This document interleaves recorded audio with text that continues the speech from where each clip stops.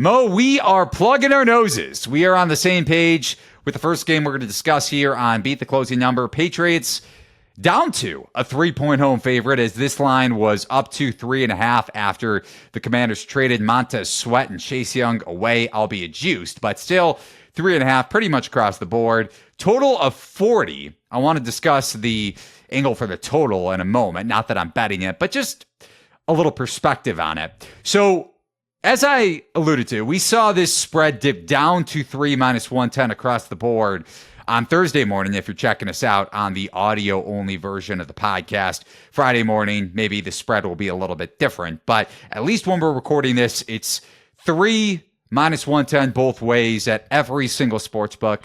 Search the latest odds over at thelines.com. And if we kind of dissect the way I expect the battle of the trenches to go, even without Sweat and Chase Young on the Commanders' defensive front any longer, Washington still has an above-average pressure rate, and they blitz at an above-average rate too. And this Patriots offensive line ranks dead last in the NFL in pass block win rate. I also don't think Casey Tuhill, at least one of the Commanders sub-in edge rushers for Young and Sweat, is as big of a downgrade as maybe the market expects, even though it was only a half a point. Young freelanced a lot, and I know Del Rio and Rivera got a lot of flack for the way this Commanders defense performed, and in the secondary it isn't much better. But if Washington can get pressure on a banged up New England offensive line, you play right into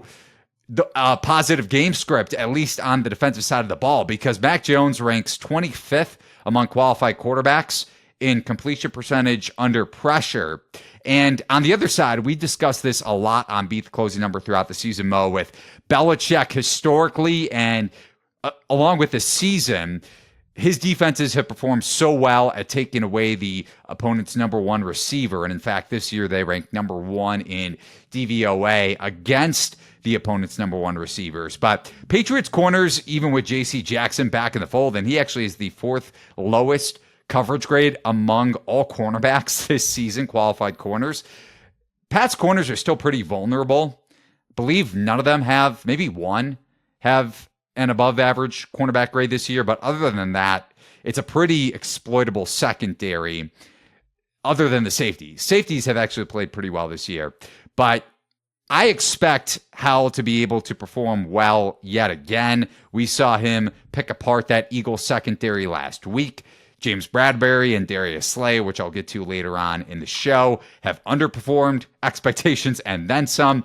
So if Howell and especially the Commanders' offensive line is able to protect Howell like they did last week against a pretty stellar Eagles defensive front, I think Howell's able to have success against Belichick's zone coverage. And mind you, Howell has performed best against zone, just juxtaposed to his performances against man-to-man defenses. So with this line, even at 3, I prefer the 3 and the hook on Washington, even if you could find a juiced one. That's what I bet, minus 115, Commanders plus 3.5. But I have these teams pretty much essentially dead even in my power rating, so I think the hook is pretty big, but maybe a smaller bet for me on Commanders plus 3 minus 110. Mo, what say you for this game? Yeah, that would be unfortunate if all the 3.5s were gone. There was a lot of juice 3.5 this morning when I was looking over stuff.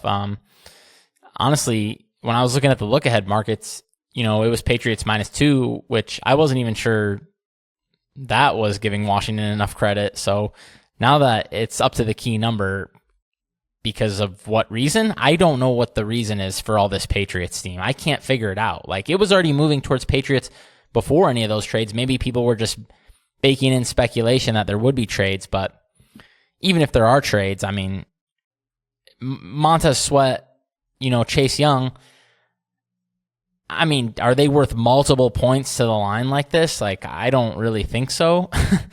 I mean, it's not like these guys are out here just absolutely wreaking havoc on opposing offense. This isn't like Aaron Donald and Chris Jones, right, single-handedly just sinking your offense with pressure every play. I mean, Washington has a mediocre pressure rate. They have a mediocre adjusted sack rate. Like, I don't really see what the massive deal is. I mean, yeah, these are good players, but at the same time, like you said, the Patriots, they have a banged up offensive line in their own right. And then look at the weapons they're starting, man. I mean, with Kendrick Bourne going out, something called DeMario is in the starting lineup along with... He's been good, to be fair. I will say O'Brien's put him in really good spots, and he's really quick off the line against a Commander secondary that's vulnerable too. Not that I'm disagreeing with your take. No, Bourne is big, considering he's been Jones's favorite target at least over the last 3 or 4 weeks. Jalen Reagor might be starting. He's on like his 4th team in 3 years or whatever we're sitting at here. I mean, this is just 2 bad teams, but Washington has a much better passing offense, and they're getting 3 points. So I don't know, just make it make sense, because it doesn't make any sense to me. I mean, the Patriots also so Washington's secondary has really stunk so far. Emmanuel Forbes is getting absolutely wrecked week after week. So bad. I mean, I feel bad for the guy. He needs to gain about 25 pounds probably. But who's taking advantage of that for the Patriots? I mean, Washington still has a strong run D. I mean, maybe some of that is because, Montez Sweat and Chase Young are helping set the edges. Yeah, I mean, maybe it will fall off a little bit, but Sweat especially. Yeah, when I don't see an advantage at all, and in fact, I see a negative advantage for the Washington has better. They probably have a better quarterback and definitely better weapons. I mean, this is just a better offense. So I don't know, man. I can't make sense of this market move towards the Patriots. So I'm happy to buy Washington at 3.5.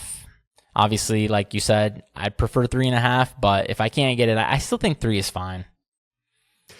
Yeah, and just why you were kind of, I mean, rightfully so, confused about the market steam to New England. The market has bet on the Patriots for what? The last 2 years like this with a below average roster. So I'm not necessarily surprised at the move. I think New England is expected to bounce back. Not that it's warranted, and especially because you and I both have these teams pretty much even or very much close to even in our power ratings this week, and you could find our consensus power ratings over at thelines.com amongst all of our staff members. But yeah, I mean, you factor in how has outperformed Jones this year. I was also really surprised. I know I kind of hinted at it and touched on it very briefly, but how well the Commanders' offensive line played last week. I know Jordan Davis was limited, but New England's defensive front without Matthew Judon, they have some good edge rushers, but that's still a banged up defense in their own right. So yeah, that's in my notes too, for sure. Very banged up on that end of the ball. Yeah. So I'm still skeptical of the market steam towards the Patriots, even though it's maybe Jones bounces back. Maybe O'Brien is able to take advantage of a secondary that is also very exploitable at times. I mean, Kendall Fuller has a really good coverage grade, and the eye test definitely justifies that. Safety play can be a little sporadic.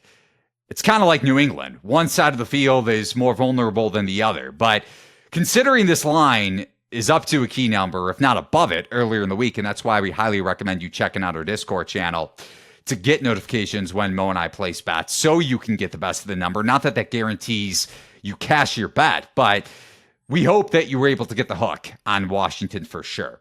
And also, just motivationally, Washington isn't out of the playoff picture. So for those expecting this kind of fire sale, even though Sweat and Young, to your point, isn't that drastic, or at least as drastic as the market may have been baking into this number or the newfound spread, only a game back in the wild card race. So I don't think motivationally we're going to see the Commanders lay an egg here, unless the game script dictates that, and then Howell ends up throwing a bunch of picks like we saw at least the one interception late in the second half against Philly last week.